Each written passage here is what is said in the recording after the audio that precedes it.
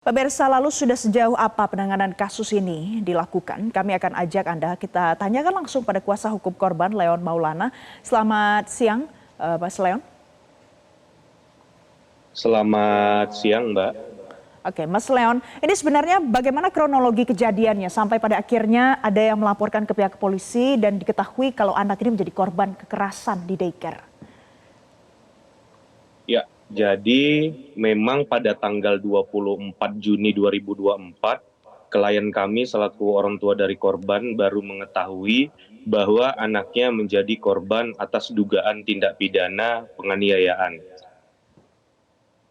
Informasi tersebut pun juga baru diketahui di tanggal 24 berdasarkan keterangan yang disampaikan oleh guru di daycare tersebut kepada orang tua korban, yaitu Mbak Rizky. Dan kemudian setelah mendapat informasi tersebut, digalilah beberapa informasi dan juga bukti. Akhirnya ditemukan ada bukti CCTV yang memperlihatkan bahwa pada tanggal 10 Juni 2024, korban anak dari klien kami telah mengalami bentuk penganiayaan secara fisik yang tentunya berdampak kepada fisik dan psikisnya juga. Oleh sebab itu, kenapa di tanggal 29 Juli 2024, klien kami akhirnya melaporkan atas dugaan tindak pidana tersebut yang diduga dilakukan oleh inisial MI di Polres Metro Depok. Hmm, Dan untuk menyampaikan kepada publik juga, kemudian memberikan perlindungan hukum kepada korban dan orang tua korban, karena perkara ini bisa kita lihat bahwa sangatlah kejam, bisa dibilang sangatlah keji. Maka kita di tanggal 30 Juli 2024 meminta perlindungan, termasuk juga pengawasan, pemantauan dari Komisi Perlindungan Anak.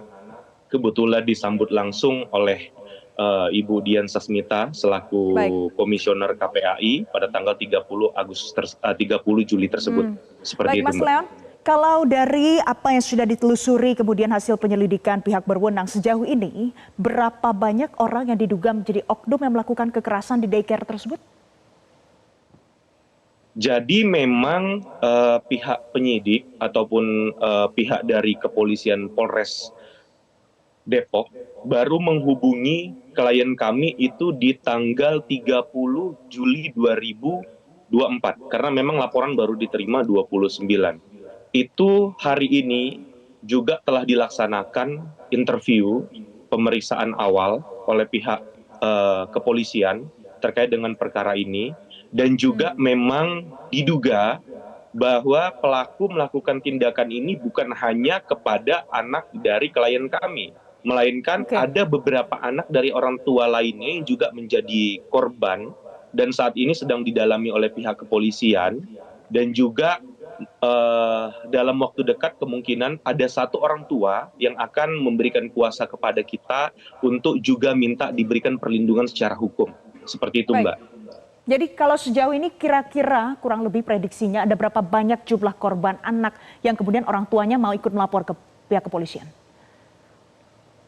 Kita tidak bisa sebutkan secara gamblang jumlahnya berapa, tapi untuk saat ini sudah ada 2 orang anak, Mbak, yang secara nyata dilakukan dugaan penganiayaan tersebut, sebagaimana bukti CCTV-nya yang telah tersebar seperti itu. Selain bukti CCTV ada bukti-bukti apa lagi, Mas Leon?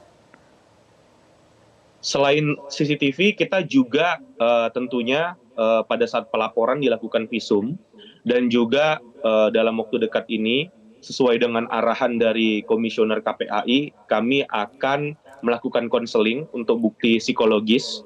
Nanti akan dilakukan di UPT PPA Kota Depok, seperti itu. Dan juga kami berencana akan membawa kepada psikolog yang bersifat secara mandiri gitu, Mbak. Baik. Oke, jadi sekarang kasus ini sudah ada penanganan dari pihak kepolisian, dari KPAI, dari pihak-pihak berwenang. Nah, apa langkah konkret dari pihak kepolisian terhadap daycare ini? Apakah masih beroperasi saat ini, Mas Leon?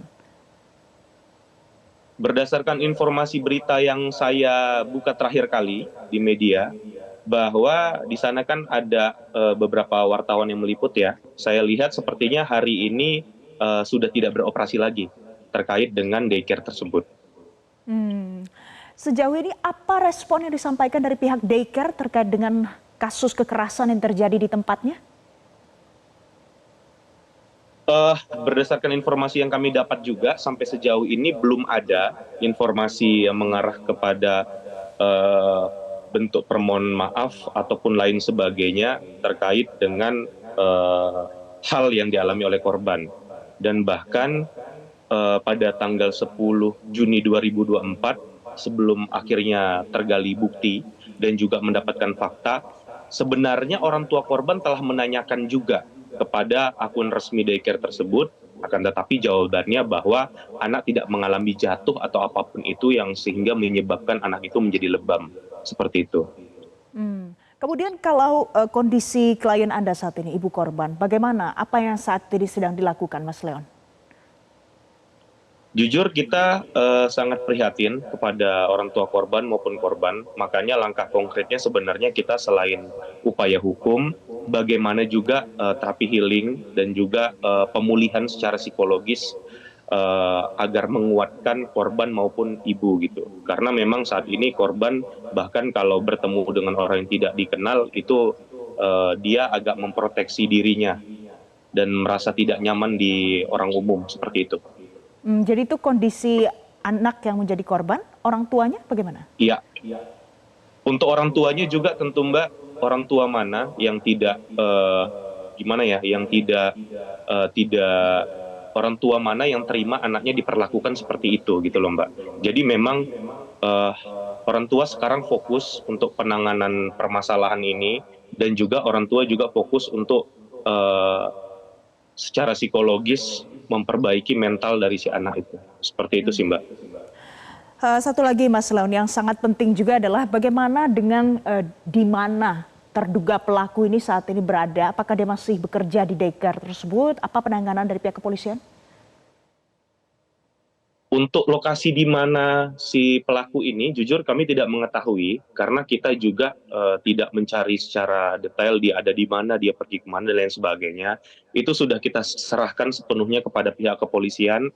Klien kami telah membuat laporan polisi dan tentunya kami selaku penasihat hukum meminta agar penanganan perkara ini segera ditindak dan ditindaklanjuti oleh Polres Depok, dibuka secara transparan dan juga perkaranya dapat diusut sampai dengan tuntas karena tidak ada tempat untuk orang yang melakukan kekerasan terhadap anak. Semua harus diusut tuntas dan yang bersangkutan harus bertanggung jawab. Seperti itu, Mbak. Baik, tidak ada tempat untuk orang yang melakukan kekerasan terhadap anak dan semua yang sudah dilakukan harus ada pertanggungjawabannya. Terima kasih Mas Leon Maulana untuk informasi terkini dari Anda siang hari ini di Newsline. Jelajahi cara baru mendapatkan informasi. Download Metro TV Extend sekarang.